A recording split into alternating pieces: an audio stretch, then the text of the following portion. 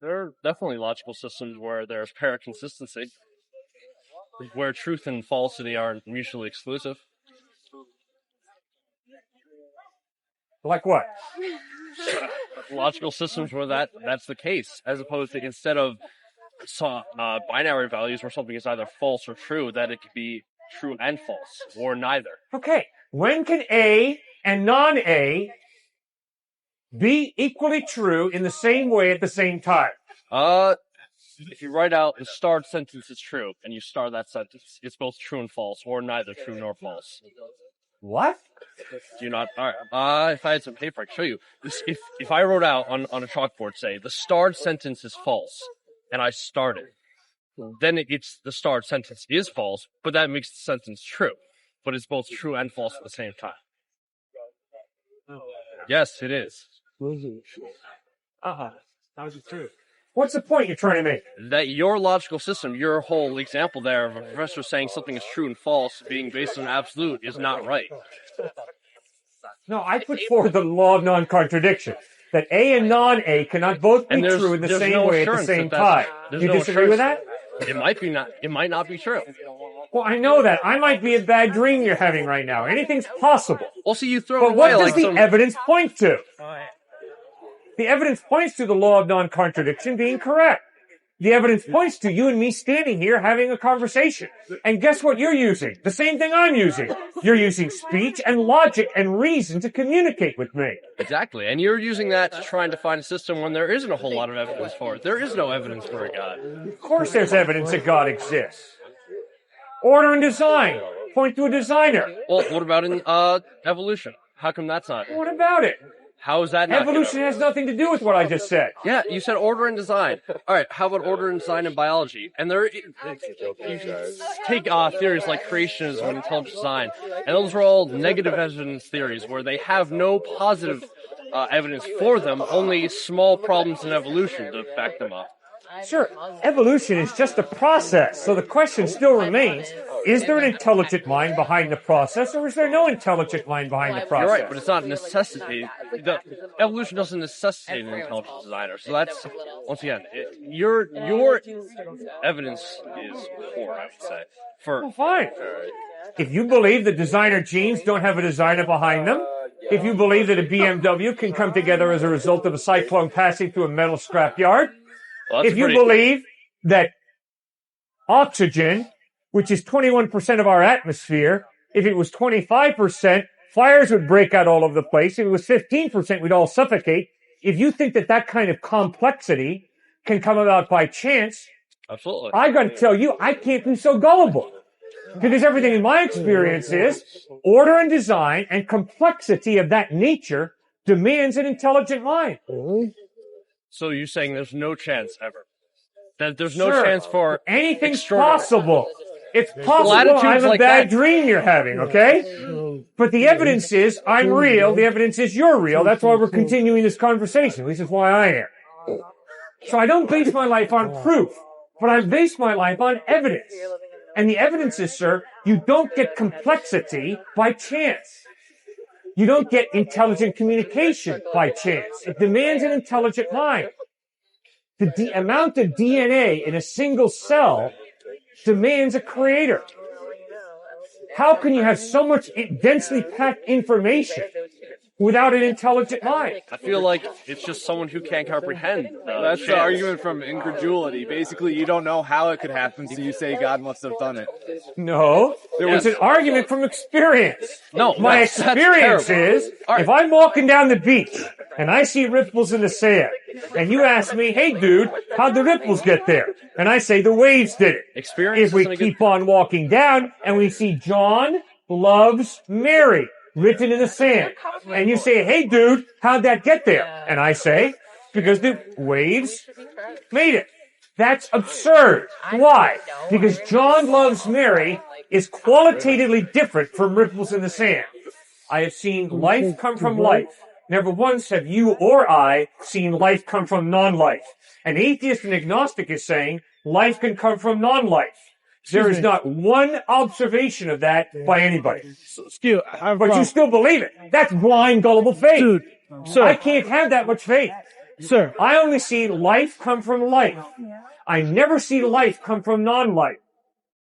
If man has free will and he's able to make decisions on his own, for instance, I made a decision to talk to you right now. Right.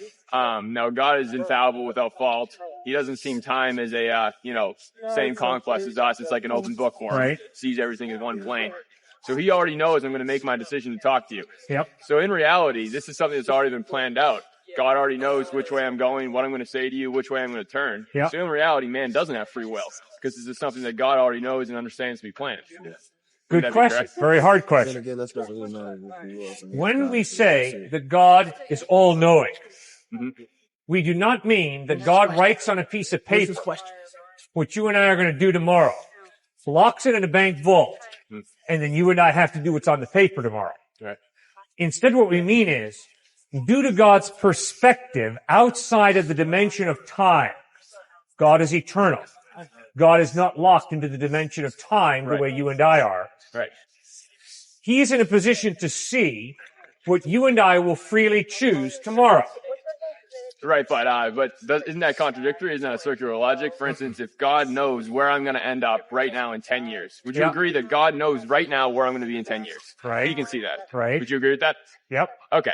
So any decisions that I make up until that point to get me where I'm going to be in 10 years have already been knowledgeable to God, because he could drop back and say from 5 years he's going to be in here, from 5 minutes he's going to be here, and 1 second he's going to be here.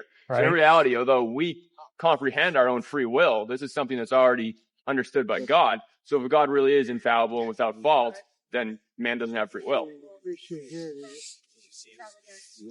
God is omnipresent, which means God can be in Storrs, Connecticut and Calcutta, India at the same time. Right.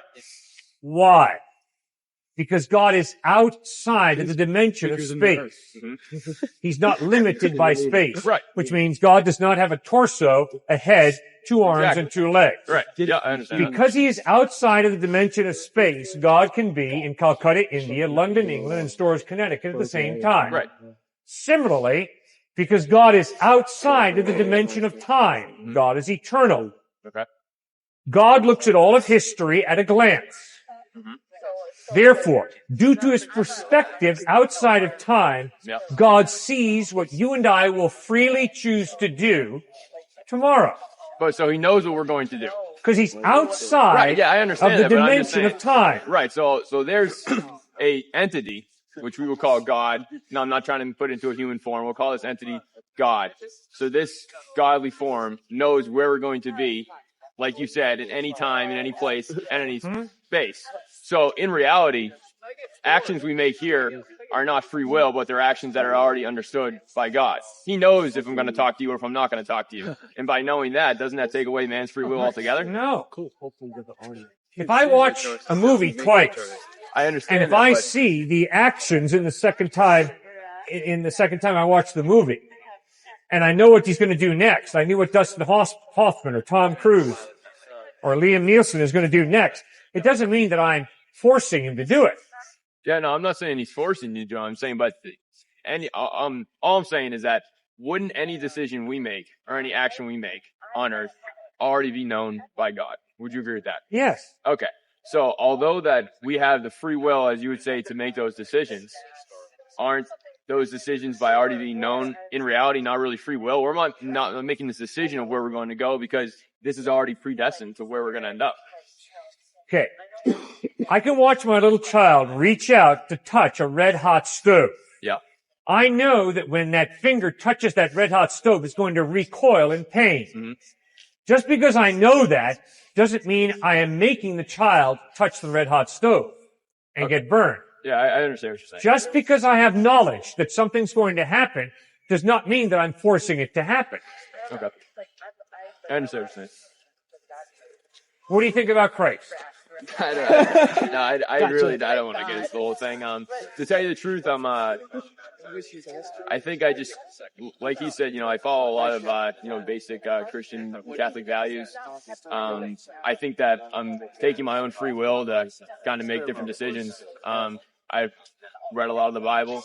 There are some things that I just couldn't comprehend, all-powerful, loving God to to think with some other people. I believe that humans are all equal. I think that we all do have, flaws, obviously, like you said. But I think that, with God, if there is a God, which I believe there is, being all-loving nature, that he wouldn't necessarily want us to, Leviticus 20:13, have the blood of a homosexual man spewed from the land. I don't necessarily think that would be a loving God's nature. Good. And so Jesus didn't do that, did he? Oh, I'm not saying he did, but Right. Jesus is the Son of God, and in reality, Jesus would be the equivalent of God. If you have that. Good. So you believe that Jesus was God? I'm saying if he was, I'm saying. He would have to be. If he's the Son of God, he would have to be God. One and the same entity. One and the same thing. Right. And doesn't his resurrection from the dead point to him being God? Not necessarily. I think that if everything in the Bible is correct, then I think that without a doubt, yeah, he would be one with God. Definitely.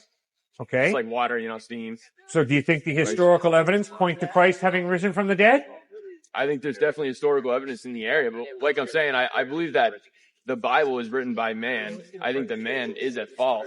So I don't think that taking everything in the Bible as absolute truth is necessarily what a God that would give us free will would want us necessarily to do. Okay, so what test do you use to determine what parts of the Bible are accurate and what parts are inaccurate? No, I don't put it to a test at all. I tell you, if it was going to be put to a test, I think it'd be my own gut and moral instinct. And if I am taking the test of my own gut and moral instinct, and God has created me, then I guess I'm doing something right. Good, so you're on the right path. But I think that we can get downright brilliant when it comes to rationalizing whatever we want to do.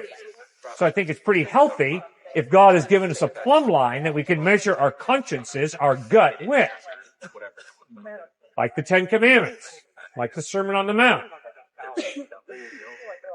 And if you really are wanting to know truth, and if you really believe that God exists, it's well worth our time to search after him.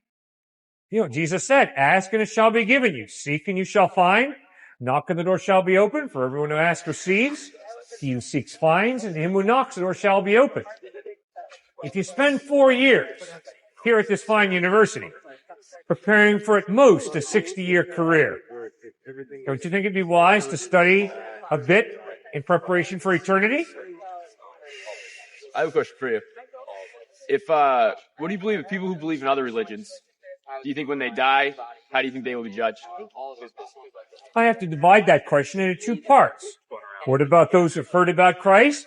What about those who've not heard about Christ? Jesus never answers the question, how is God going to judge those who never heard about Christ? So I don't know. But Jesus and the Bible make 5 points that apply to that issue. God is just. Nobody's getting ripped off. The only reason people go to hell is because they choose to live their life separate from God, and on the day of judgment, God grants their request. Thirdly, there are going to be a truckload of people in heaven who never heard the word Jesus. Hebrews chapter 11 lists some of these people by name. Abraham, Isaac, Jacob, Moses, Rahab, a Gentile prostitute. Never heard the word Jesus, but in humility, they put their faith in God. Fourthly, the only reason those folks will be in heaven, the only reason any of us will be in heaven, Christ claimed, is because he bled and died on a cross to pay the penalty for our wrongdoing. And fifthly, although I do not know specifically how God will judge those who have never heard about Christ, I do know that all of us here have more than ample opportunity to read the Gospels, to decide what are we going to do with Christ.